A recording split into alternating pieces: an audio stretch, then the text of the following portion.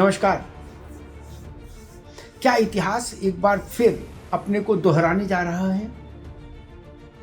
ये सवाल इसलिए खड़ा हो रहा है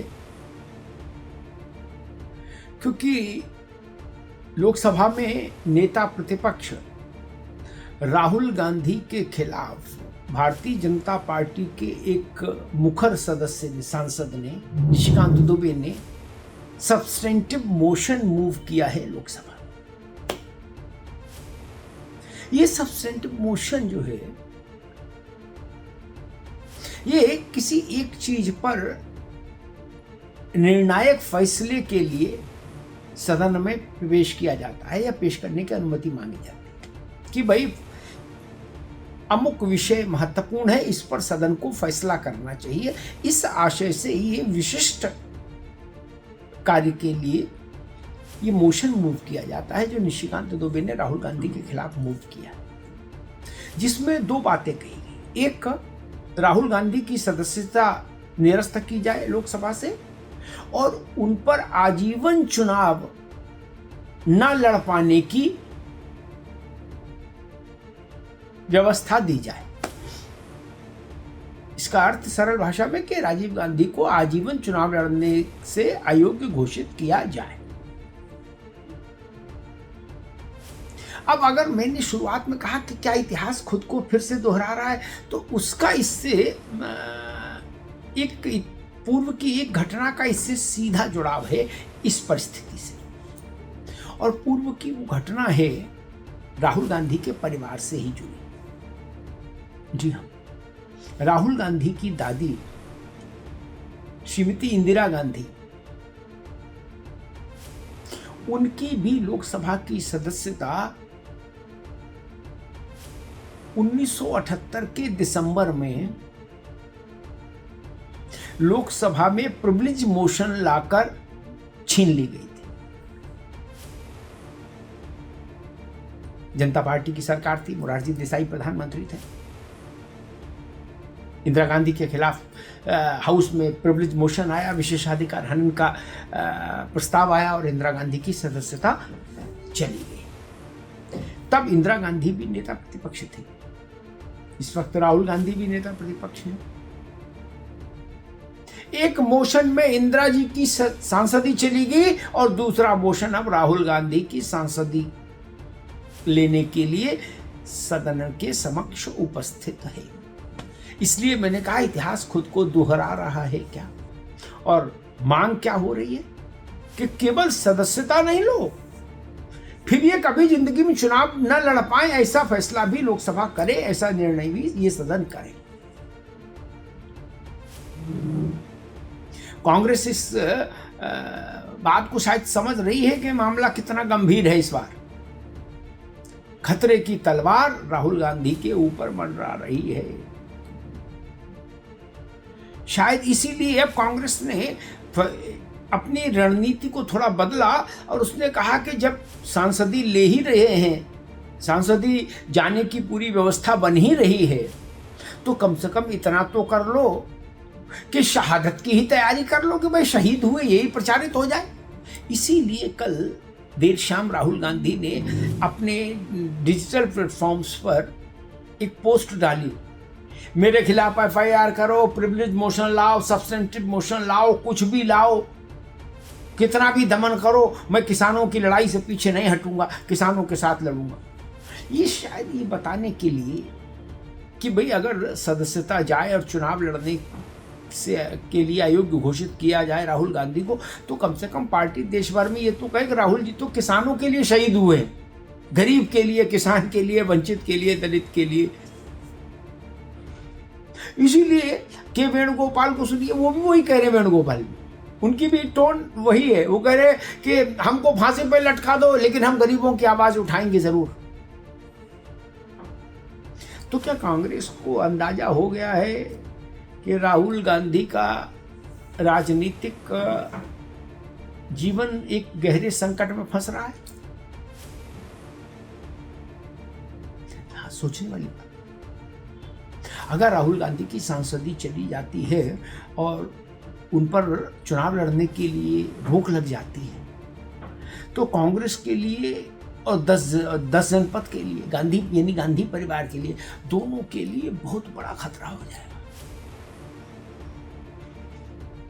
हालांकि कुछ लोग ऐसे भी हैं कांग्रेस के भीतर जो दबी जुबान से मानते हैं कि अगर राहुल गांधी नेतृत्व से हट जाए पीछे तो शायद कांग्रेस आगे भी चली जाए। लेकिन वो जो लोग हैं वो बोल नहीं सकते, वो अपने दिल में ऐसा मान सकते पर बोलने का साहस नहीं जुटा सकते। कुछ लोग हैं जो ऐसा मानते हैं कि फिर प्रियंका गांधी सामने आगे बढ़ेंगी तो कांग्रेस ज्यादा ठीक से काम कर सकती है। लेकिन अभी तो मुद्दा यह है कि क्या राहुल गांधी की सांसदी जाने का पूरा बंदोबस्त हो गया है, तैयारी पूरी हो गई है? क्योंकि निशिकांत दुबे का मोशन भले ही एक इंडिविजुअल सांसद का मोशन हो, लेकिन निशिकांत ने वो मोशन भारतीय जनता पार्टी की लीडरशिप से बिना कंसल्ट किए यूं ही दे दिया होगा, ये कोई नहीं मानेगा।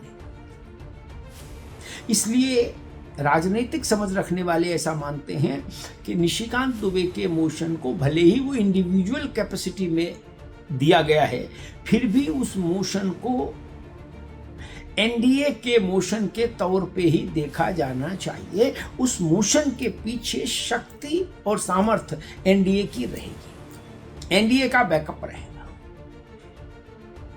यहां से बात गंभीर होती है। अन्यथा तो प्राइवेट मेंबर बिल टाइप का मामला है।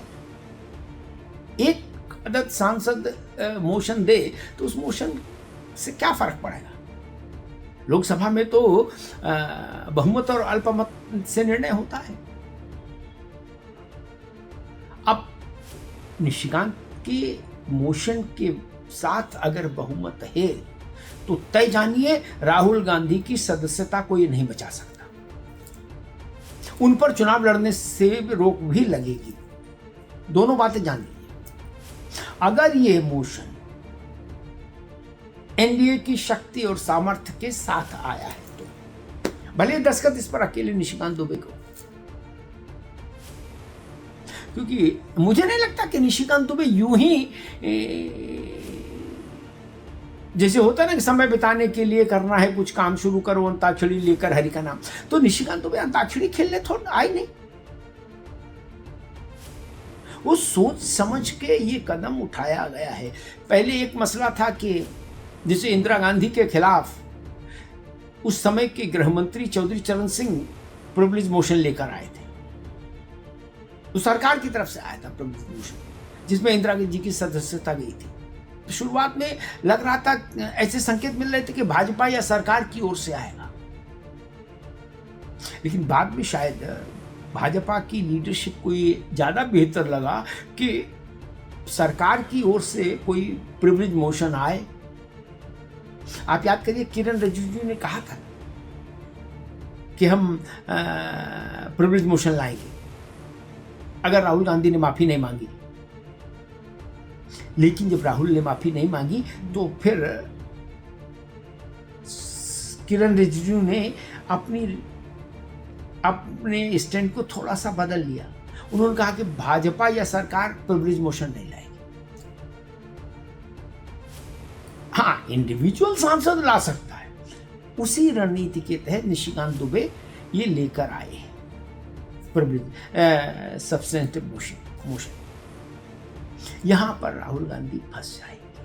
अब आप भाजपा को एज ए पार्टी भी लांछित नहीं कर सकते और सरकार को भी लांछित नहीं कर सकते कि सरकार राहुल गांधी के खिलाफ मोशन लेकर आई है, प्रिविलेज मोशन लेकर आई, जो इंदिरा गांधी के समय हुआ था।